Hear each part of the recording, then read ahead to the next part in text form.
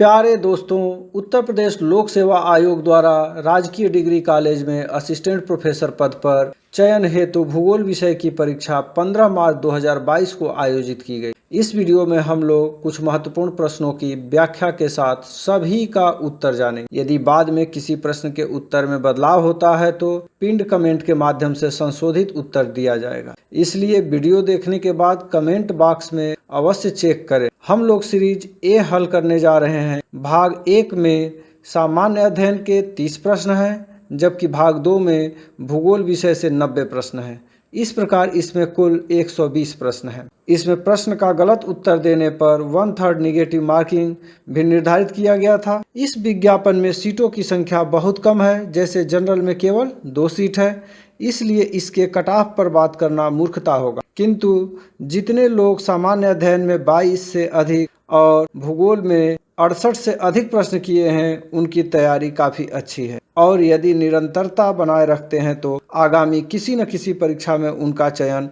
अवश्य हो जाएगा। अब हम लोग सामान्य अध्ययन से पहला प्रश्न देखते हैं। निम्नलिखित में से कौन सी नदी मुल्ताई के पवित्र तालाब यानी टैंक से निकलती है? तो ये मुल्ताई कहाँ पड़ता है? मध्य प्रदेश में पड़ता है और इससे निकलती है ताप्ती नदी, यानी ऑप्शन डी सही है। दूसरा प्रश्न है, निम्नलिखित में से कौन सा सही सुमेलित नहीं है? नहीं पर ध्यान देते हैं हमेशा, नहीं तो गलती हो जाता है कई बार। तो इसका ऑप्शन ए सही है, अनुच्छेद 52 राष्ट्रपति का निर्वाचन। तीसरा प्रश्न है, किस गवर्नर जनरल के कार्यकाल में प्राचीन स्मारक संरक्षण अधिनियम पारित हुआ था? इसका ऑप्शन डी सही है, लॉर्ड रिपन। ये 1904 में ये पास हुआ था। नेक्स्ट क्वेश्चन है, एंट्रापी के संदर्भ में जब तंत्र की ऊर्जा बढ़ती है तो निम्नलिखित में से कौन सा कथन सही होगा? इसमें आप देखेंगे तो तंत्र की एंट्रापी बढ़ती है, ऊर्जा बढ़ने पर बढ़ती है, और दूसरा दिया है तंत्र की एंट्रापी घटती है, ये गलत है। इस तरह से यदि ऑप्शन देखा जाए तो ऑप्शन ए सही है, केवल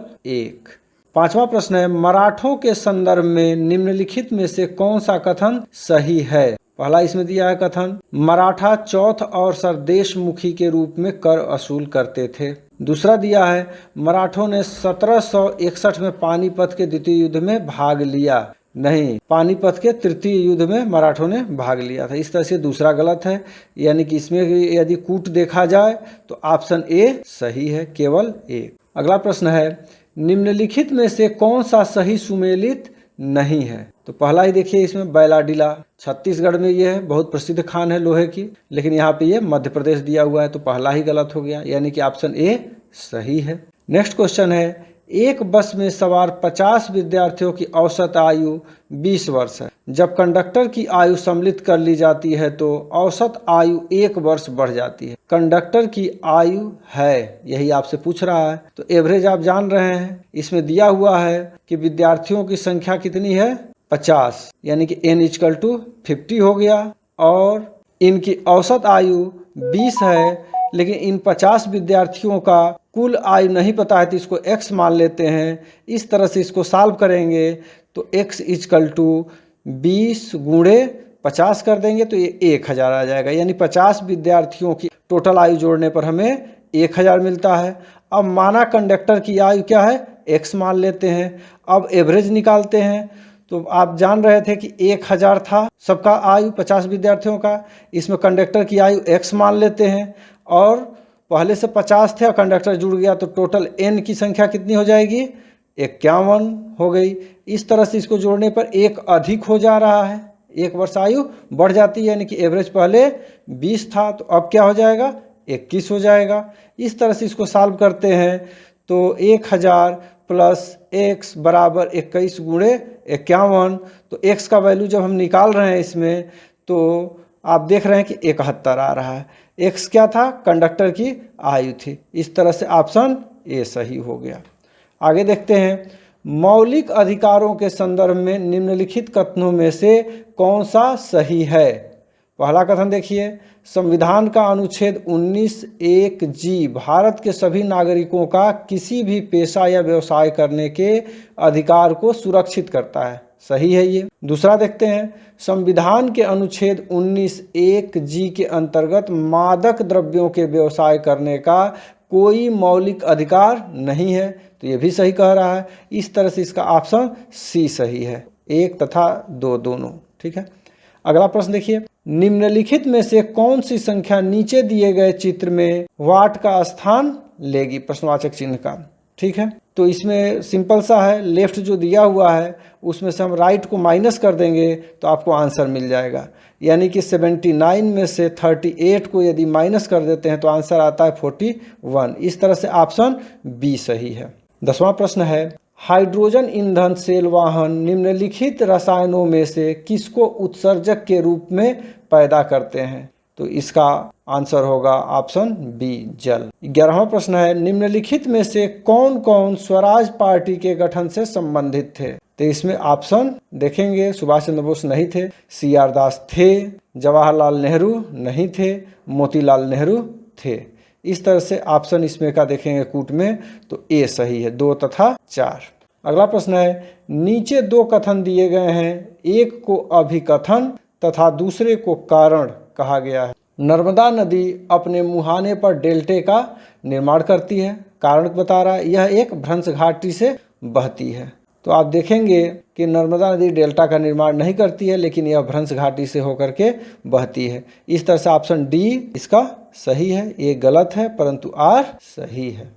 यहाँ पे दिया हुआ है स्कॉटलैंड को इस तरह से लिखा जा सकता है, लोन को ऐसे है, ये सब दिया हुआ है, ये तो बहुत आसान होता है। तो इस तरह से इसका आंसर सी सही है। इसको सॉल्व नहीं कर रहा हूँ, फालतू में ज़्यादा समय न लगे, वीडियो लंबा न बने, इस वजह से।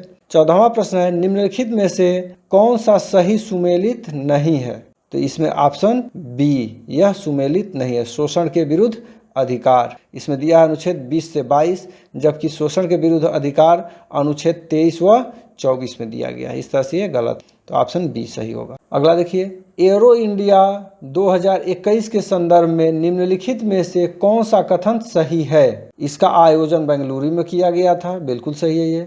दूसरा दे रहा है, इसमें 55 देशों के प्रतिनिधियों ने भाग लिया था। तो दोस्तों मैं आप लोगों को बता दूं कि नेट पर सर्च करने पर 55 से अधिक देश दे रहा है। यदि 55 को मान लेता है तो इसका ऑप्शन सी सही होगा, 1 तथा 2 दोनों। अगला चलते हैं, निम्नलिखित कथनों पर विचार कीजिए तथा नीचे दिए गए कूट का उपयोग कर सही उत्तर चुनिए। इसमें आप देख रहे हैं ऋग्वेद में 1028 संस्करण हैं, तो ये तो बिल्कुल सही है, लेकिन संस्करण नहीं है, सूक्त है। सूक्त को ही यदि यहाँ पे मान लिया जाए कि संस्करण है तब इसको सही मान लेते हैं। और ऋग्वेद को अष्टक भी कहा जाता है, अष्टक ऋग्वेद में 8 अष्टक हैं, तो यह सही है। तो इस तरह से यदि पहले वाले को भी सही माना जाए, संस्करण को यदि हम सूक्त मान लें तो वो भी सही मान लेते हैं, तब ऑप्शन सी सही होना चाहिए। लेकिन इसका आंसर आएगा जब आयोग की तरफ से, तो इसको जरूर से चेक कर लीजिएगा, क्योंकि इसमें थोड़ा सा डाउट है उस संस्करण को सूक्त को लेकर के कि वो कहना क्या चाह रहा है। 17वां प्रश्न है, निम्नलिखित में से किसको भारत के नए सैन्य अभियान का महानिदेशक नियुक्त किया गया है, इसका ऑप्शन सी सही है, BS राजू। 18वां है, निम्नलिखित में से कौन सा कथन मुद्रा संकुचन के अर्थ की सही व्याख्या करता है, तो इसमें ऑप्शन बी सही है, कीमतें बढ़ रही हैं। अगला देखिए, एक स्कूल के 2017 से 2020 तक लड़कों एवं लड़कियों का अनुपात नीचे दिया गया है, इधर वर्ष दिया है, अनुपात दिया है। अब कह रहा है कि 2018 और 20 में लड़कियों का अनुपात 3:1 है, तो लड़कों का इसी अवधि में क्या अनुपात होगा। इसको कई लोगों से हमने पूछने का प्रयास किया, सॉल्व करके किसी ने भी मुझे संतुष्ट नहीं किया। फिर भी सब लोग बताया कि इसका ऑप्शन सी सही है, 3:1 ही इसका आंसर होगा। 20वां प्रश्न है, नीचे 2 कथन दिए गए हैं और कारण दिया गया है। तो इसमें आप देखेंगे कि बलवंत तुर्काने चहलगानी का सदस्य था, बिल्कुल सदस्य था ये, लेकिन दूसरा चीज़ ये है कि ये तुर्काने चहलगानी को नष्ट कर दिया था, बाद में इसको समाप्त कर दिया था। तो ये सदस्य था तब जा कर के ये समाप्त किया होगा, यानी पहला सही हो गया। चलिए, उसने अपनी योग्यता के कारण अधिक महत्वपूर्ण स्थान प्राप्त किया, वो इस पद पर कैसे पहुंचा, उसमें अपनी एक योग्यता थी, इस वजह से वहां वो पहुंचा था। तो ठीक है, इसका ऑप्शन ए सही होना चाहिए। फिर भी आयोग के आंसर की का आने का इसके लिए इंतजार कीजिएगा। अगला है, सूची फर्स्ट और सेकंड को मिलान करने के लिए कह रहा है, तो इसमें सी को ही देख लीजिए, सिरका में उपस्थित अम्ल, एसिटिक अम्ल, तो सी में देखेंगे तो 4 एक ही जगह आया हुआ है, यानी कि ऑप्शन सी सही है इसका। आगे देखिए, इसमें भी सूची फर्स्ट और सेकंड दिया हुआ है। इसमें आप देखेंगे तो इसमें भी ऑप्शन सी में 2 एक ही जगह आया है, ऑप्शन बी में और कहीं भी नहीं। तो चैलेंजर उभार दक्षिणी अटलांटिक महासागर में है। लेकिन प्रश्न में देखिए जो इसमें दिया हुआ है चैलेंजर गर्ल, इसमें दिया है इसके लिए ऑप्शन है उत्तर पूर्वी प्रशांत महासागर, जबकि यह उत्तर पश्चिमी प्रशांत महासागर में है। लेकिन इसको सही मान लिया जाए ऑप्शन को तो इसके हिसाब से बी सही है। 23वां प्रश्न है निम्नलिखित में से कौन सा युग्म सही सुमेलित नहीं है? तो इसमें ऑप्शन डी सही है, यह सुप्रीम कोर्ट की जज थी इंदु मल्होत्रा। अगला है, इसमें भी सूची फर्स्ट और सेकंड को मिलाना है आपको, तो यह बहुत आसान है, इसका ऑप्शन डी सही है। आप इसको पाज करके इसको मिलान कर सकते हैं। मैं आगे चलता हूं। हाल ही में निम्नलिखित में से किस संस्थान ने एक नया ड्रोन अनुसंधान केंद्र खोला है?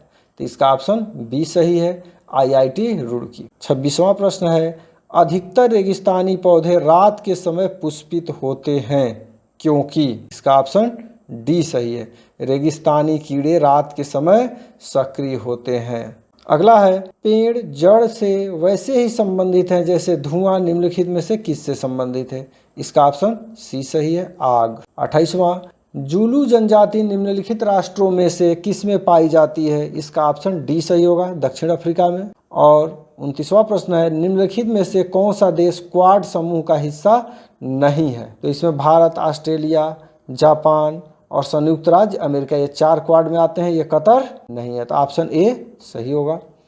अब इसमें भी मिलान करना है तो ए को ही देखिए, फ्रियान ए पर 3 एक ही जगह आया हुआ है ए में, तो इसका ऑप्शन ए सही होगा। अब हम लोग भूगोल से संबंधित प्रश्न देखते हैं। यहाँ से भूगोल का पोर्शन शुरू हो जाता है। निम्नलिखित में से कौन सा मात्रात्मक वितरण मानचित्र नहीं है? तो इसका ऑप्शन ए सही है, वर्ण प्रतीकी मानचित्र यानी कि कोरोसिमेटिक मैप। वितरण मानचित्र 2 तरह का होता है। पहला इसमें दिया हुआ है अमात्रात्मक विधियाँ और दूसरा है मात्रात्मक विधियाँ। अमात्रात्मक में क्या आता है? रंगारेख, मैं इंग्लिश में ही पढ़ना चाहूँगा इसको, colour patch method, simple shade method, pictorial method और कोरोसिमेटिक और सिंबल मेथड, यही दिया हुआ है इसमें देखिए, कोरोसिमेटिक। ठीक है, तो ये अमात्रात्मक के अंतर्गत है। और उसके बाद है नेमिंग मेथड, जबकि क्वांटिटेटिव मेथड यानी मात्रात्मक विधियों में आता है कोरोप्लीथ, आइसोप्लीथ, डॉट मेथड और डायग्रामेटिक मेथड। तो इस तरह से इसको आप लोग याद करिएगा। इस स्तर की परीक्षाओं में एक प्रश्न इससे बनता है। 32वां प्रश्न है यदि एक मानचित्र की रचना प्रदर्शक भिन्न 1:5500 पर की जाती है और उसको छोटा करके आधा किया जाता है तो उसका प्रदर्शक भिन्न क्या होगा? तो मैं एक आध वीडियो पहले भी बना चुका हूँ और उस पर बताया हूँ कि जितना छोटा किया जाएगा स्केल उतना ही गुना ज़्यादा बड़ा हो जाएगा। यानी कि 1 का आधा किया जा रहा है तो 1 का दूना 2 कर देंगे, आधा की जगह पे दूना कर देंगे। तो उस हिसाब से आप देखेंगे तो इसका ऑप्शन बी सही होगा, 1:11,000। 33वां है निम्नलिखित में से कौन से विद्वानगण भूसन्नति संकल्पना से संबंधित हैं? इसका ऑप्शन सी सही है, हॉल एवं डाना। सिद्धांत एवं संकल्पनाओं पर आधारित मेरा यह वीडियो अवश्य देखें। इस वीडियो से इस पेपर में कुल 13 प्रश्न आए हैं। आपको जान के हैरानी होगी, 13 प्रश्न आए हैं, आप मिला लीजिएगा इसमें। और किसी भी परीक्षा के लिए यह बहुत ही महत्वपूर्ण है, इसलिए इसे आप लोग ज़रूर से डाउनलोड कर लीजिए या बार बार सुनिए और इसको याद कीजिए। 34वां प्रश्न है निम्नलिखित में से किस गैस का पृथ्वी के वायुमंडल में आयतन के आधार पर न्यूनतम प्रतिशत है? तो नाइट्रोजन, ऑक्सीजन, आर्गन, ये सबको याद रहता है। उसके नीचे आप कार्बन डाइऑक्साइड, हाइड्रोजन और नियान होता है और उससे कम होता है हीलियम। तो कार्बन डाइऑक्साइड और हाइड्रोजन और नियान में ही कन्फ्यूजन होता है। इसके लिए एक हम फार्मूला बनाए थे कहानी, क से कार्बन डाइऑक्साइड, हा से हाइड्रोजन और नी से नियान। ठीक है, इस तरह से याद रहता है। नियान के बाद हाइड्रोजन हो गया तो हीलियम ही इसका आंसर बचता है। तो इस तरह से इसको याद रखेंगे आप लोग। केंद्रक ध्रुवीय खमद्र प्रक्षेप में प्रकाश का स्रोत कहाँ रखा जाता है? इसका ऑप्शन ए सही है, ग्लोब के केंद्र में। अगला देखिए, नगर विकास का संयुक्त वृद्धि सिद्धांत किसने प्रस्तुत किया? इसका ऑप्शन सी सही है, गैरिसन ने। ये भी मेरे उसी में मिल जाएगा जो मैं 13 बता रहा था। आप देखते जाइएगा, गिनते जाइएगा। उपसतही महासागरीय संचलन निम्नलिखित में से किससे प्रभावित होता है? इसमें ऑप्शन सी सही होगा, तापमान और लवणता दोनों से प्रभावित होता है। 38वां प्रश्न है, व्यवहारवाद किसकी प्रतिक्रिया स्वरूप अस्तित्व में आया? ऑप्शन बी सही होगा, परिमाणात्मकता यानी क्वांटिफिकेशन। अगला है, हर्मट्टन पवनों के संदर्भ में निम्नलिखित में से कौन सा कथन सही है? यह एक उत्तर पूर्वी पवन है, सही है यह मई और जून के महीनों में पश्चिमी अफ्रीका में बहती है। आप देखेंगे सविंदर सर की या अन्य लोगों की, कुछ लोगों की किताब देखेंगे तो इसको गर्मी के दिनों में दिखाया गया है। इस हिसाब से मई जून सही होना चाहिए, लेकिन नेट पर सर्च करने पर इसको दिखा रहा है कि शीत ऋतु में यह चलती है और यह नवंबर से मार्च के बीच में जाड़े के समय में चलती है, शुष्क हवा होती है। तो इस हिसाब से देखा जाए तो इसका ऑप्शन एक केवल सही होगा, यह एक उत्तर पूर्वी पवन है, और दूसरा गलत होगा। फिर भी आयोग के आंसर की तक इसका इंतज़ार कर लीजिएगा। मेरे हिसाब से जो तथ्य है वो मैं प्रमाण भी आपके सामने रखता हूँ कि क्यों इसमें दूसरा गलत होगा। देखिए यहाँ पे दिया हुआ है, DS लाल वगैरह किताब में आपको मिल जाएगा। यहाँ पर देखिए हाईलाइट किया गया है, इस पवन की उत्पत्ति शीतकाल में सहारा मरुप्रदेश में होती है, और दूसरे वाले भी बुक में दिया हुआ है इसकी उत्पत्ति शीतकाल में होती है। दो जगह मिल गया है, लेकिन महीने का जिक्र किसी भी किताब में नहीं मिला, इस वजह से थोड़ा सा इसको कहने में जल्दीबाजी होगी। अब आगे देखते हैं, इसमें कथन और कारण दिया हुआ है। तो इसमें देखेंगे क्रमबद्ध यानी ग्रेडेड नदी द्वारा न तो शुद्ध अपर्दन होता है और न ही शुद्ध निक्षेपण। ग्रेडेड रिवर क्या होती है? जो आधार तल को प्राप्त कर लेती है। यह उपलब्ध ऊर्जा और किए जाने वाले कार्य के मध्य संतुलन को दर्शाता है। इसका ऑप्शन ए सही होगा। ए और आर दोनों सत्य हैं और आर ए की सही व्याख्या करता है। अगला प्रश्न है, निम्नलिखित विद्वानों में किसने प्रवाल भित्तियों की उत्पत्ति की व्याख्या हेतु हिमानी नियंत्रण सिद्धांत को प्रस्तुत किया है? तो इसका ऑप्शन सी सही है। देखिए मेरे ये भी वीडियो से है। अगला, दो पारिस्थितिक तंत्रों के बीच के संक्रमण क्षेत्र को कहते हैं। ये तो बहुत नॉर्मल क्वेश्चन है, अक्सर परीक्षाओं में आता रहता है। इसका ऑप्शन बी सही है, इकोटोन। अगला है, निम्नलिखित स्थलाकृतियों में से कौन सा एक काष्ठ स्थलाकृतियों में सम्मिलित नहीं है? इसका ऑप्शन सी सही है, सीफ टिब्बा। अगला, निम्नलिखित में से कौन सी एक गर्म जलधारा नहीं है? इसका ऑप्शन बी सही है, कनारी धारा, जो उत्तरी पश्चिमी हिस्सा में अफ्रीका तट पे बहती है, अटलांटिक महासागर में। 45वां प्रश्न है, निम्नलिखित में से कौन सा अवसादी चट्टान का उदाहरण नहीं है? तो इसमें ऑप्शन सी सही है, स्लेट या सेल से स्लेट, ये आपका मेटामॉर्फिक कायांतरित चट्टान है स्लेट। अगला है, निम्नलिखित में से कौन सा एक युग्म सही सुमेलित नहीं है? एक तरफ लेखक दिया है, दूसरी तरफ पुस्तक दिया है। देखिए इसमें पुस्तक को देखिए, रूटर एंड रिल्म्स, इसमें रूटर नहीं रूट्स एंड रिल्म्स होता है, और ये अल मसूदी लिखा हुआ है, यही गलत है। इब्न हाकल द्वारा लिखा हुआ है रूट्स एंड रिल्म, यानी ऑप्शन ए सही है।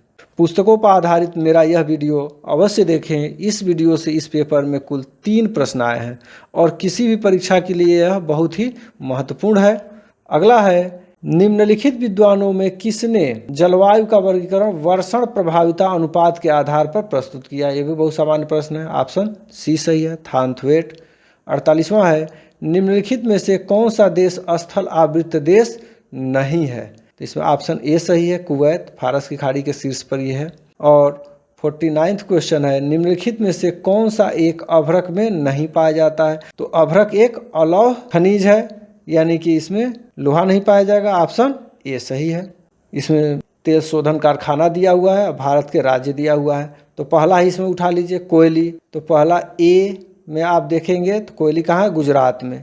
तो ए ऑप्शन में 3 केवल बी के सामने दिया हुआ है, तो यहीं से क्लियर हो गया, ऑप्शन बी सही होगा।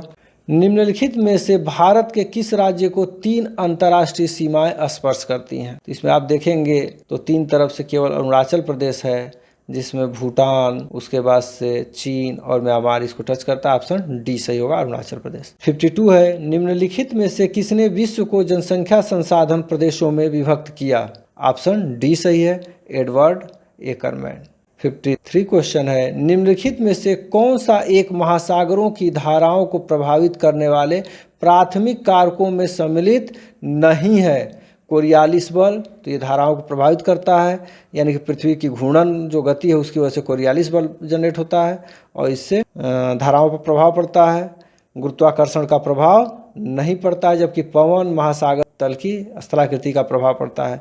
इस तरह से इसका ऑप्शन बी सही है। इसको डिटेल में देखना हो तो किसका किसका प्रभाव पड़ता है यहाँ पे ये दे दिया हूँ मैं, इसको देख लीजिए। तापमान, लवणता व घनत्व में भिन्नता, इसका प्रभाव पड़ता है।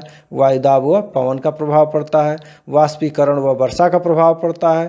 तट एवं तल की आकृतियाँ कैसी हैं उसका प्रभाव पड़ता है। और पृथ्वी का परिभ्रमण, यानी किसी की वजह से कोरियालिस बल जो पैदा होता है वो है। आगे है, एक तरफ खनिज और एक तरफ खनिज का उपयोग दिया हुआ है, तो इसको आप मैच करा लेंगे। इसमें ऑप्शन ए सही है।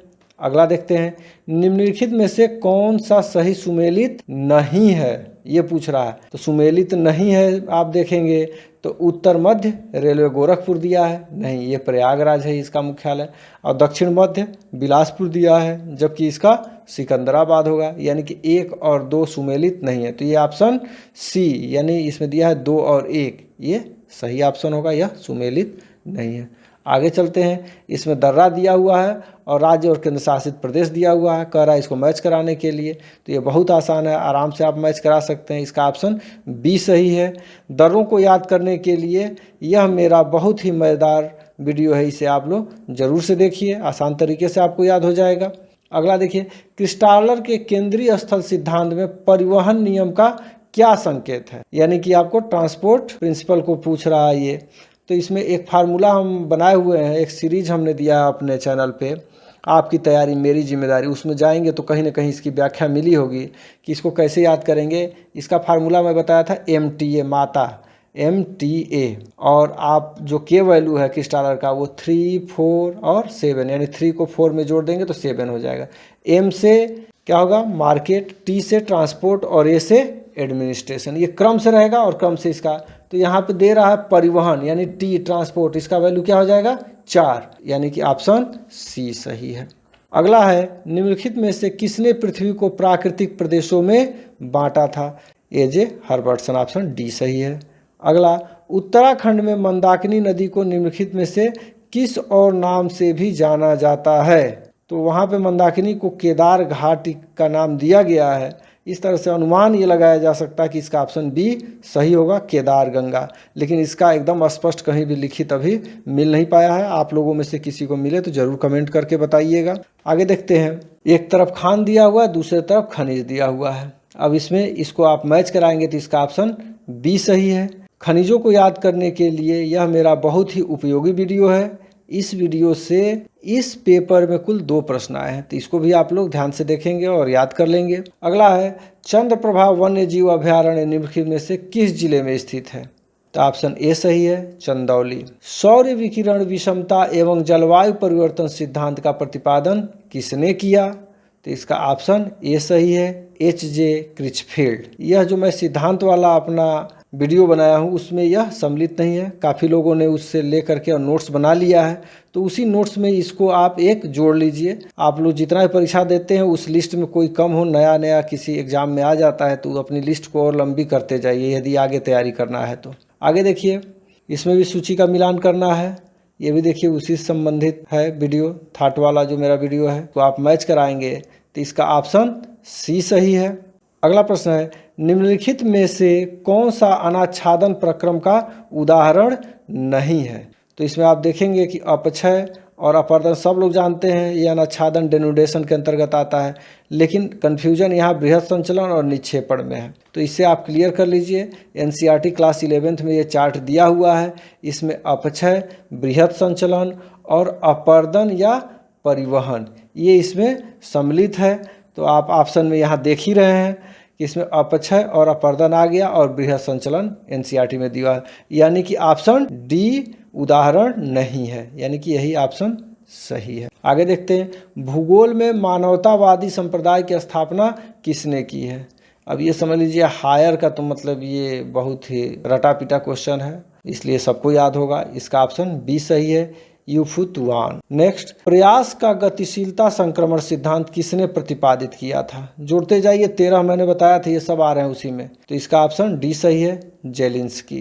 पेगांग झील निम्नलिखित में से किस क्षेत्र में अवस्थित है? इसका ऑप्शन सी सही होगा, पूर्वी लद्दाख में। 68वां प्रश्न है, पोलर फ्लिंग बल निम्नलिखित में से किससे संबंधित है? इसका ऑप्शन सी सही होगा, पृथ्वी का घूर्णन से संबंधित है। अगला है, निम्नलिखित में से कौन सा जलवायु प्रदेश 25 डिग्री से 40 डिग्री अक्षांशों के बीच पाया जाता है? तो अक्षांश की केवल बात कर रहा है, तो इसमें ऑप्शन डी सही होगा। वैसे तो भूमध्य सागरीय जलवायु 30 से 45 डिग्री अक्षांशों के मध्य महाद्वीपों के पश्चिमी भाग में पाई जाती है, लेकिन इससे सबसे नियरेस्ट यही है भूमध्य सागरीय जलवायु, तो ऑप्शन डी सही होगा। 70 है, पायरॉक्सीन खनिज में निम्नलिखित में से कौन सा एक नहीं पाया जाता है? तो इसका ऑप्शन डी सही होगा, पोटेशियम।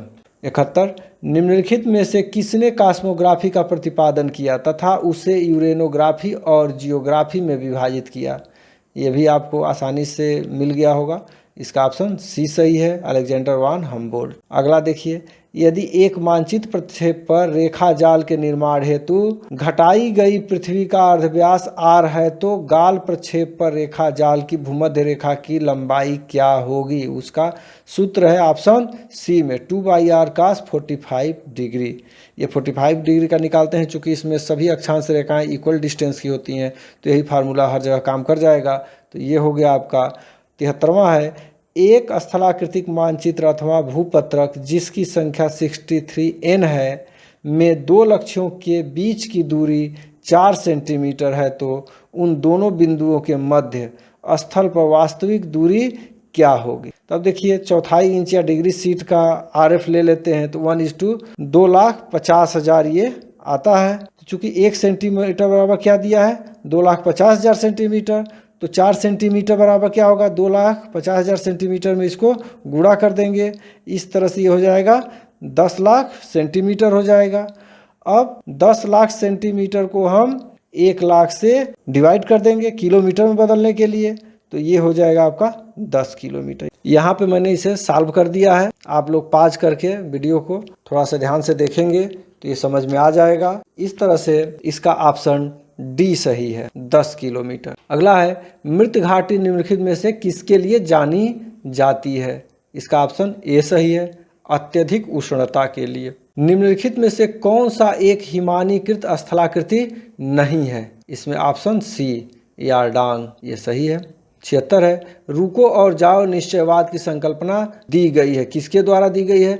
ये तो आप लोग कोई भी भूलेंगे नहीं, यूपी पीजीटी में वो तमाशा किया है कि देखिए, इसमें अभी यही प्रश्न आया था यूजीसी नेट में, उसको ग्रिफिथ टेलर माना हुआ है, लेकिन पीजीटी में इसको नहीं माना और उसी पे ज्वाइनिंग भी करा दिया। बहुत विचित्र स्थिति है, तो लेकिन आप उसको छोड़ दीजिए, पीजीटी महान था। इसमें आपका ये सही होगा, जी टेलर द्वारा, ग्रिफिथ टेलर द्वारा। अगला है, निम्नलिखित में से कौन सी समुद्री जलधारा हिंद महासागर की है? ऑप्शन ए सही है, अगुलहास धारा। अब देखिए, स्थलाकृति दिया है, अभिकर्ता दिया हुआ है, इसको आप मैच कराएंगे तो ऑप्शन बी सही होगा। आप लोग पाज करके मिला लीजिएगा, मैं नहीं चाहता हूं कि बहुत लंबा वीडियो बने। इसका ऑप्शन बी सही होगा। अगला है, निम्नलिखित में से कौन सा एक वायु प्रदूषक के रूप में कार्बन मोनोऑक्साइड का प्रमुख स्रोत है? इसमें ऑप्शन डी सही होगा, पेट्रोल चालित वाहनों से निकलने वाला धुआं। 80 देखिए, बिग इंच पाइपलाइन द्वारा निम्नलिखित में से किस पदार्थ का परिवहन किया जाता है? इसका ऑप्शन डी सही होगा, पेट्रोलियम, क्रूड ऑयल का ये ट्रांसपोर्ट करता है।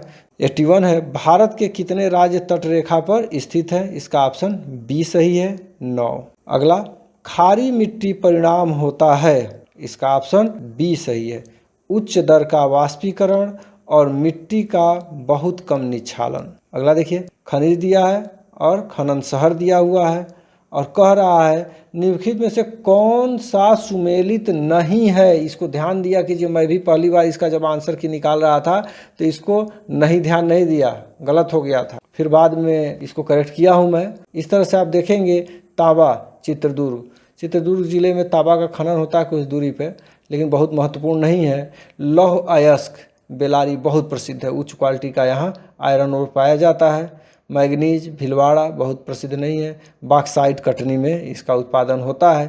इस तरह से ऑप्शन में देखेंगे तो ऑप्शन सी, पहला और तीसरा, ये दोनों मैच नहीं कर रहे हैं, यानी तांबा और मैग्नीज वाला जो पोर्शन है ये मैच नहीं, ऑप्शन सी सही होगा।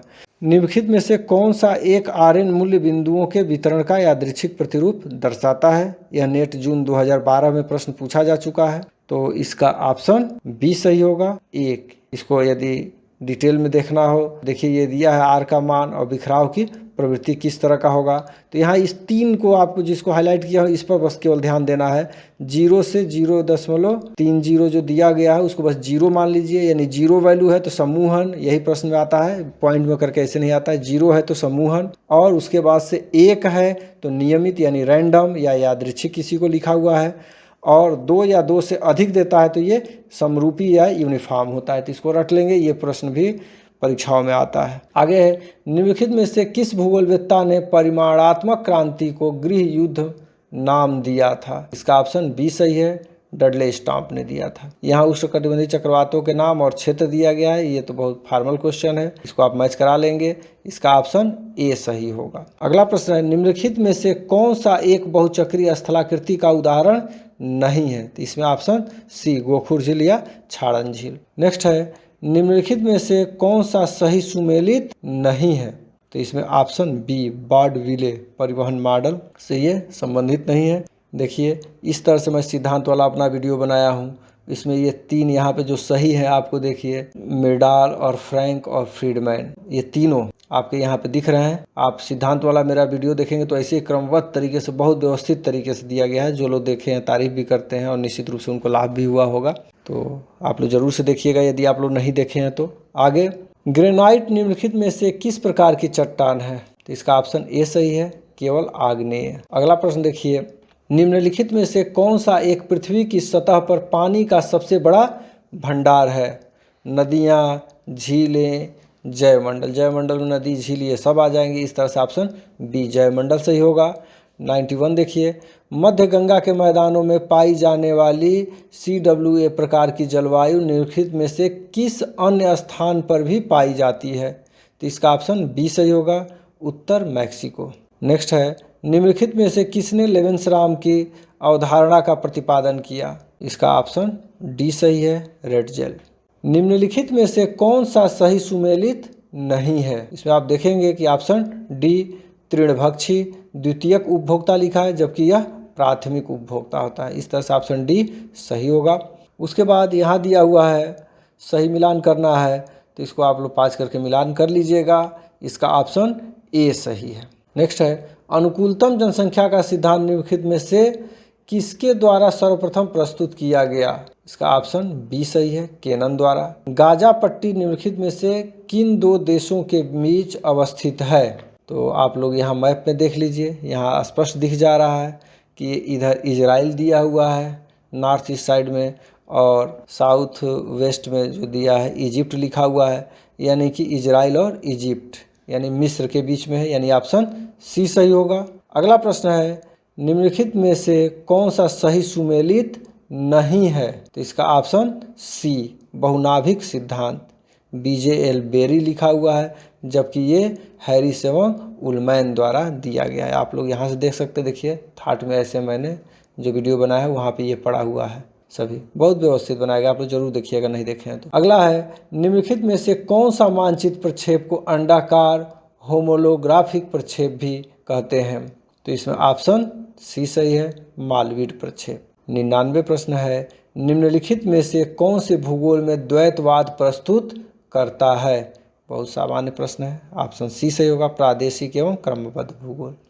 अब यहाँ देखिए, ये एक प्रश्न है, इस तरह का प्रश्न आता है, जो मेहनत करते हैं वही इस तरह के प्रश्नों कर पाते हैं, प्रैक्टिकल में जिसका थोड़ा सा कमांड रहता है। देखिए, किसी क्षेत्र के मानचित्र पर जिसका मापक 1:40,000 है, 2 स्थानों के बीच की दूरी 4 सेंटीमीटर है, उसी मापक पर 2 स्थान है, उसके बीच की दूरी 4 सेंटीमीटर है।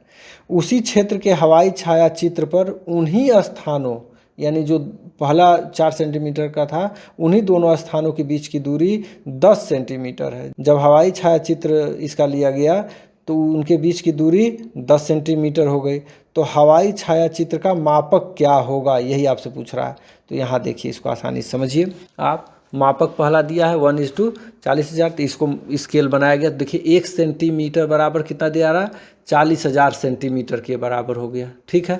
अब दूसरा कंडीशन दे रहा है, दो स्थानों के बीच की दूरी 4 सेंटीमीटर है।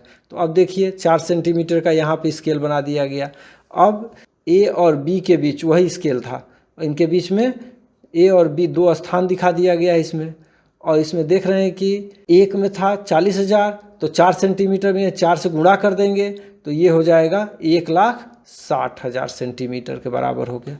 अब तीसरा कह रहा है हवाई छाया चित्र पर उन्हीं दोनों स्थानों, हमने स्थान मान लिया है ए और बी के बीच की दूरी कितनी हो गई, 10 सेंटीमीटर। तो अब 10 सेंटीमीटर का हम क्या किए, एक खींच दिए ये 10 सेंटीमीटर लेकर के, और ये दूरी उसी ए और बी जो 4 सेंटीमीटर पे 1,60,000 था, यहाँ भी 1,60,000 हो गया। अब आपको इसको स्केल बताना है, तो 10 सेंटीमीटर प्रदर्शित कर रहा है 1,60,000 के बराबर।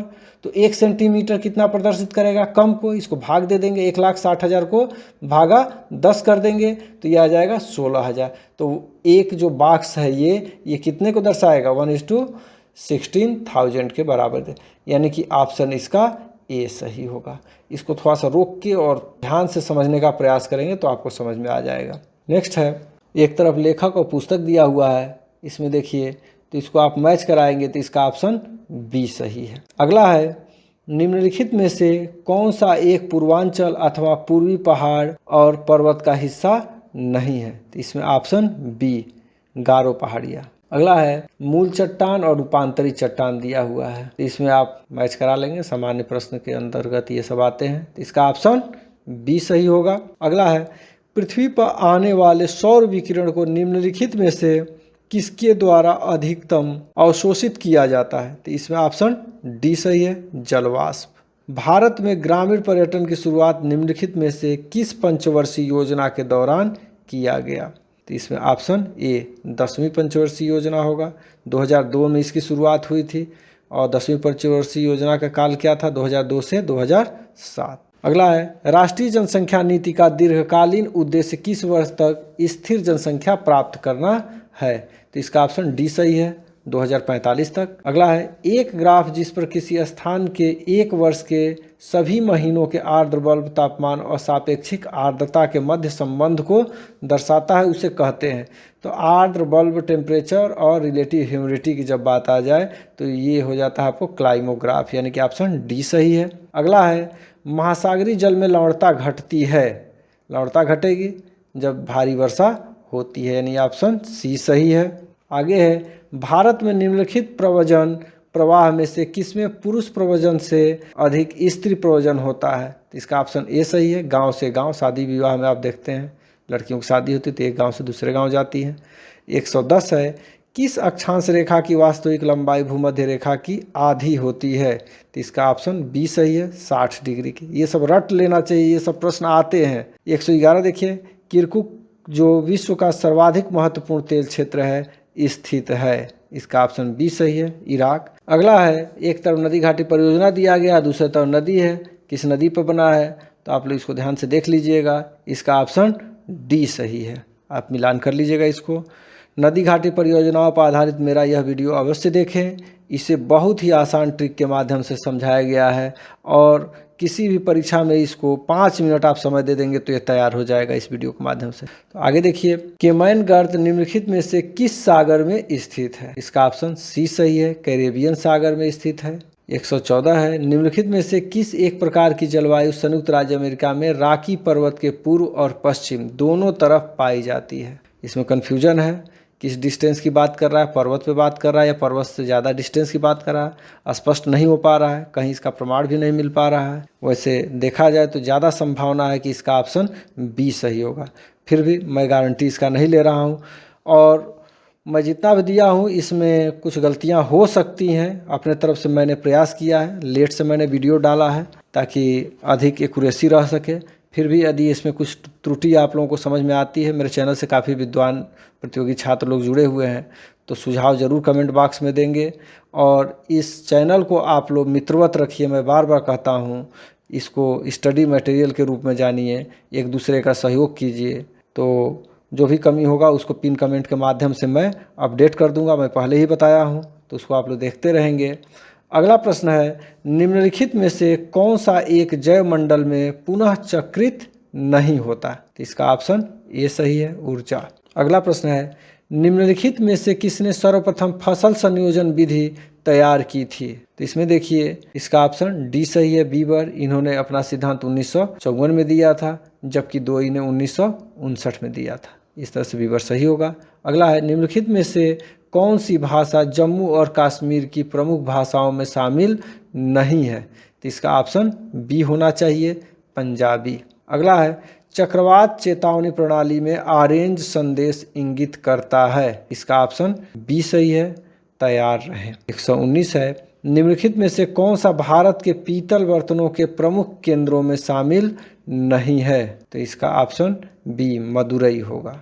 और अंतिम प्रश्न है, निम्नलिखित में से किसने ज्वार की उत्पत्ति का स्थैतिक तरंग सिद्धांत प्रतिपादित किया? तो इसका ऑप्शन ए सही है, आर.ए. हैरिस। तो दोस्तों मैं आपको बता दूं कि यह क्वेश्चन पेपर आप लोग मेरे डिस्क्रिप्शन बॉक्स में जा कर के दिए गए लिंक से आप लोग डाउनलोड कर सकते हैं। उसमें आपको संभावित आंसर की भी दिया गया है और बाद में आयोग द्वारा इसका फाइनल आंसर की जारी होने पर मैं उसे संशोधित करके फिर से अपलोड कर दूंगा। आप चाहें तो वहां से क्वेश्चन पेपर डाउनलोड कर सकते हैं और अंत में मैंने उसका संभावित आंसर की भी दिया हुआ है। तो यह वीडियो आप लोगों को कैसा लगा दोस्तों, ज़रूर कमेंट करके हमको बताइएगा। यदि कहीं कोई त्रुटि हो तो आप लोग अपने ज्ञान से हमें भी कृतार्थ करने का कृपा करेंगे। उसमें आवश्यक संशोधन मैं पिन कमेंट के माध्यम से आप लोगों के सामने रखूंगा। जितने लोग हमारे चैनल से जुड़े हैं तो मैं आपको बता दूं कि अभी फ़िलहाल मेरा उद्देश्य है कि अधिक से अधिक क्वेश्चन पेपर को मैं आपके सामने प्रस्तुत कर सकूं। आप लोग भी इसको एक बार ज़रूर से देखते रहिए, क्योंकि इसी के एनालिसिस के आधार पे मैं पीजीटी की तैयारी आप लोगों को कराने वाला हूं। जो मैंने वादा किया था, अगले पीजीटी से पहले मैं आप लोगों को कम से कम अपने वीडियो के माध्यम से कम 100 प्रश्न दूंगा। तो आप लोग हमारे चैनल से जुड़े रहिए। बहुत बहुत धन्यवाद।